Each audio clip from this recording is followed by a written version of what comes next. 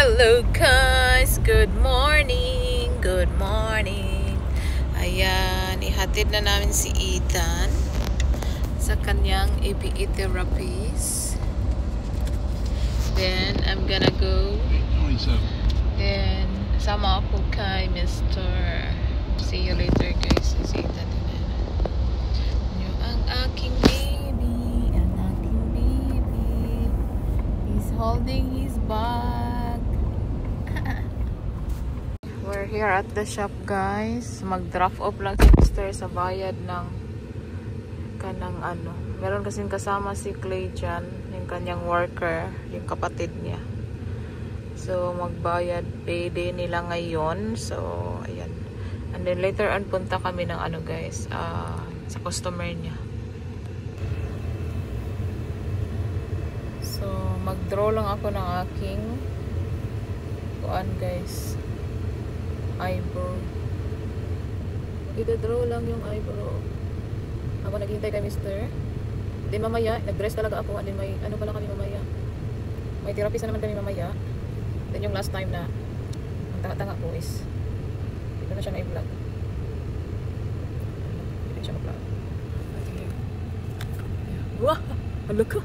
Hala ka guys! Tik siya vlog. So, my eyebrow is done.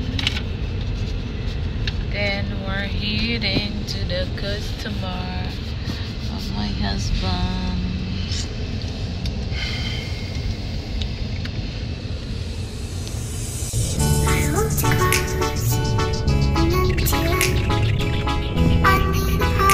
Dito guys, Shipley Donuts. So nag-drop by lang si Mr. dito guys sa ano, Shipley Donuts. There guys, Shipley. So let's get our donut. Thank you, baby. Huh? This yours? That one?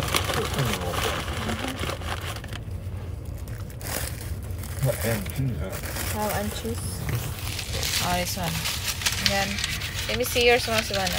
Bread, ham, and cheese.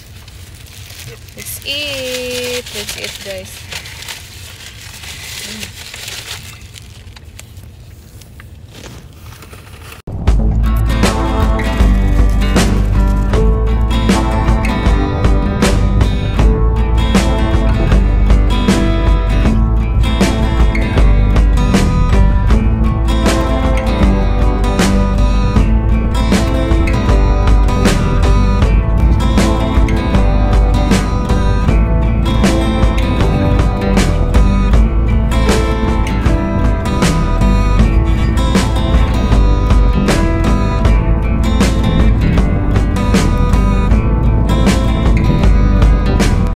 Kami sa bahay ng customer ni Mr. guys.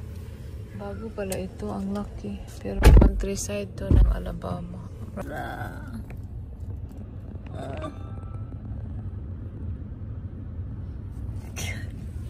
Kasi kasukan. Nakakatakot naman itong iro na to eh. Ayan. Oh. Look at them.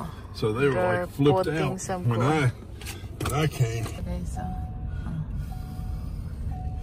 front is inaano pa. Ayan yung front. Tapos inaano nila, nilagyan nila ng carsada. Maybe she spent so much money in here, no? Yeah, she's kind of bleeding out of money. She used to live in Shoal Creek. Huh? She used to live in Shoal Creek. Where is that? Oh my God. And how's that Shoal Creek are like? You can't get in Shoal Creek for less than like $2 or $3 million. Ito yung house. Ayan yung house. Grabe, ang laki ng area nila. Be careful, dude, man. Cars flying around everywhere. Spending too much money. How much? Shit, you spend $300,000 on a kitchen cabinets, woman. That's where you start at. Yeah, the kitchen for probably half of that. It was just as nice. She is retired already. Yeah, yes, you're my last appointment for the day. I'm going back and laying down on that couch is what I'm gonna do the rest of the day until my grandson gets out of school. Yes, I hear you. Really? In the countryside. Oh, very nice. So the board's kind of expensive, but it's not that bad. I said, what's going to get you? The hooks and stuff, board stuff. I said, it's around $350, so you got to remember that. So. Sure. Got 90 pine weathered wood. Weather barn wood's $115. 90 pine is $115. Oak, maple, cherry. And then you get colored wood. Ang laki ng yard. You got colored wood, 96. Laki ng kanilang yard. Prices, my God. Ang haba ng pagkating nila.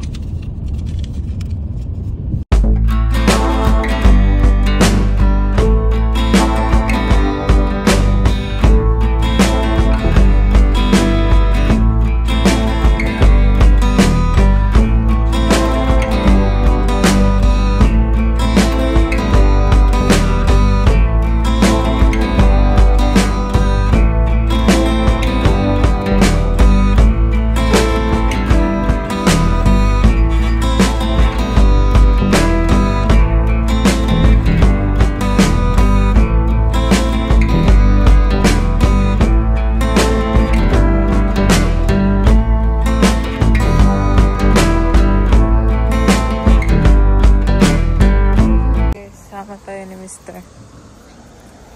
Tignan natin kung ano yung bibilhin niya para doon sa mini-measure niya. Ito na. Do what I want you to do. What did you measure? The wall? Okay. The wood wall. The wood wall.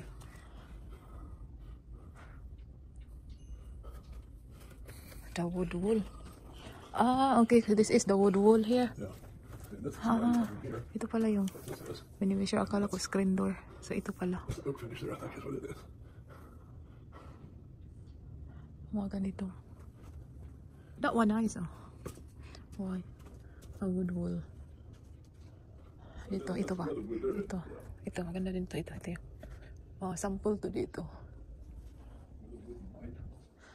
Meron sila mga manikin. Baligyan na manikin. It's all a wood wall.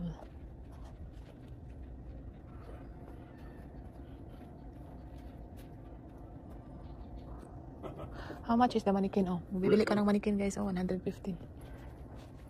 Mannequin, 135. Itong bata is 95. Oy, tingnan nyo, paligya.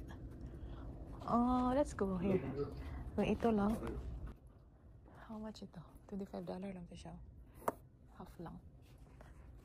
It's all wood wall. Wood wall. Tapos ito, shelving. Oh, that's nice too. This is nice too. So, hello guys. So, yung pinunta pala namin doon sa bahay ng customer ni Mr. is nag-measure daw siya ng ng walling ba. Yung ganyan. Tapos, pinipicturean niya, isisend niya sa kanyang customer para mapilian kung anong gusto niyang klase. Ano ba klase?